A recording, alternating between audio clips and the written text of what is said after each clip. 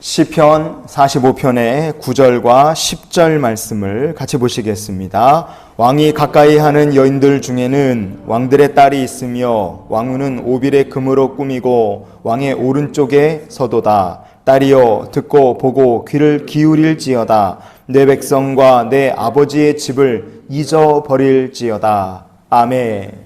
요한계시록 21장의 2절 말씀에 보면 성경은 교회를 가리켜 신랑을 위해 예쁘게 단장을 한 신부와 같다 이렇게 빗대어 설명을 합니다. 신랑과 신부가 결혼식을 마치고 한 몸이 되듯이 교회와 그리스도께서는 연합하여 하나가 된다는 것을 상징하는 표현이 바로 신랑과 신부의 비유입니다. 그러면 교회는 그렇다고 칩시다. 교회의 지체로 부름받은 성도는 그럼 어떠해야 될까? 성도는 이 땅을 살아가는 동안에 주님과 어떤 관계가 되어야 되나? 성도의 관계도 교회와 다르지 않습니다. 그리스도께서 우리와 한 몸 되어야 되는 삶을 살아야 되기 때문에 그래서 오늘 이 시편 45편을 통해 우리에게 주시는 하나님의 마음을 좀 살펴봤으면 좋겠습니다.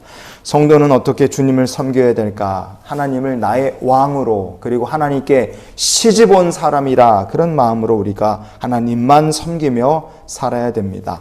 시편 45편을 보시면요, 우리가 읽은 본문 말씀에 성도와 하나님의 관계를 왕에게 시집으로 와서 왕을 섬기게 된 여인에 빗대어서 설명을 하고 있다. 그렇게 보시면 돼요.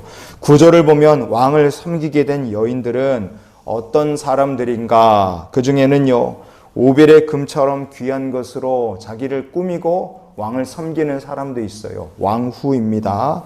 게다가 그 여인들 중에는 왕후는 아니지만, 지금 왕후는 아니지만 참 귀한 집에 딸도 있습니다. 자기 아버지가 왕인, 다른 나라의 왕인 사람들도 있는 거예요. 하지만 중요한 것은 뭐가 어떻게 됐든 간에 성경은 말합니다. 이제 내 백성과 내 아버지의 집을 잊어버려야 한다. 이렇게 얘기해요. 여기가 제일 중요한 포인트입니다. 여러분, 이게 영적으로 어떤 의미겠습니까? 왕에게 시집을 왔다고 한번 생각해 보십시오. 내 아버지도 다른 나라의 왕이에요. 그렇다 할지라도 이 여인이 해야 될 것이 무엇이냐? 자기가 옛날에 아버지 밑에서, 다른 나라의 왕인 아버지 밑에서 살 때 그때 살았던 자신의 풍습, 섬겼던 우상, 가지고 있던 생각들, 그런 거 일단 시집 왔으면 시집을 온 나라의 왕에게 싹 다 맞춰서 전에 있던 거를 다 포기해야 됩니다. 그리고 뭘 드려야 됩니까? 온전히 순종을 그래야지만 그 관계가 복된 관계가 될 수 있다는 거죠. 여러분, 이것을 하나님과의 관계에서도 똑같이 적용을 시키는 겁니다. 우리가 그리스도를 섬기기로 결단했다. 그럼 우리가 뭘 버려야 됩니까? 내가 세상에서 어떤 사람이었든 그거 중요하지 않아요. 예전에 내가 세상에서 무슨 법과 질서, 어떤 즐거운 믿음, 신념 가지고 살았느냐, 그런 거 중요치 않습니다. 일단 그거 버려야 됩니다. 그리고 오직 하나님께만 나는 순종하겠다. 이 믿음의 결단이 없으면 안 된다. 이거예요. 하나님께만 순종하기로 작정을 한다. 그럼 그 사람들이 무엇을 얻게 됩니까? 시편 45편의 11절 말씀을 우리가 같이 보시겠습니다. 그리하면 왕이 내 아름다움을 사모하실지라. 아멘. 그렇게 내 백성과 아버지의 집에서 있었던 것들을 싹 잊어버려라. 나의 옛사람을 싹 잊고 너가 섬기게 된 왕, 너의 신랑에게, 너의 남편에게 온전히 맞추고 사랑하라. 그럼 어떻게 되느냐? 왕이 너의 아름다움을 사모하게 될 것이다. 성경은 얘기합니다. 하나님과의 관계가 그렇다는 거예요. 그래서요, 성도가 복된 신앙생활을 하기를 원한다면 그 비결이 무엇일까? 내가 예수를 믿기로 결단했다면 주님 알기 전 내가 세상에서 누리고 가지고 있었던 모든 것들, 믿었던 것, 의지했던 것, 자랑했던 것을 일체를 다 끊어야 됩니다. 마치 하나님만 섬기기로 결단한 사람은 내 백성과 내 아버지의 집을 잊어버리라는 이 말씀처럼 하나님 알기 전에 내가 했던 모든 것들을 다 정리를 해야 된다는 겁니다. 이렇게 살겠다고 결단을 한 성도를 가리켜 성경은 우리에게 무엇이라고 말하나? 이렇게 말합니다. 요한계시록 21장의 9절 말씀을 보시겠습니다. 이리 오라, 내가 신부 곧 어린 양의 아내를 내게 보이리라 하고. 아멘. 오직 하나님만 섬기며 살겠다. 결단한 사람들을 성경은 뭐라고 말하느냐? 그 사람들이 바로 신부, 그냥 신부가 아니에요. 어린 양의 신부, 아내가 될 사람이라 그렇게 말합니다. 여러분, 이 사람들이 누굽니까? 새 하늘, 새 땅에 들어갈 사람들이에요. 그럼 이 사람들이 그리스도의 신부가 된 비결이 있다면 그것이 무엇일까? 예전에 즐기고 믿고 의지했던 것들을 모조리 포기했기 때문에 그렇습니다. 그것이 어떤 것들인가? 이 사람들은 뭐를 포기했길래 그리스도의 신부가 되었느냐? 성경은 이렇게 얘기를 해줘요. 요한계시록 21장의 8절 말씀 우리가 계속 보시겠습니다. 그러나 두려워하는 자들과 믿지 아니하는 자들과 흉악한 자들과 살인자들과 음행하는 자들과 점술가들과 우상 숭배자들과 거짓말하는 모든 자들은 불과 유황으로 타는 못에 던져지리니 이것이 둘째 사망이라. 아멘. 그리스도의 신부가 된 사람들은 어떤 사람들이냐? 하나님을 알지 못할 때 그때 가지고 살았던 의심, 믿음 없음 이런 걸 다 버린 겁니다.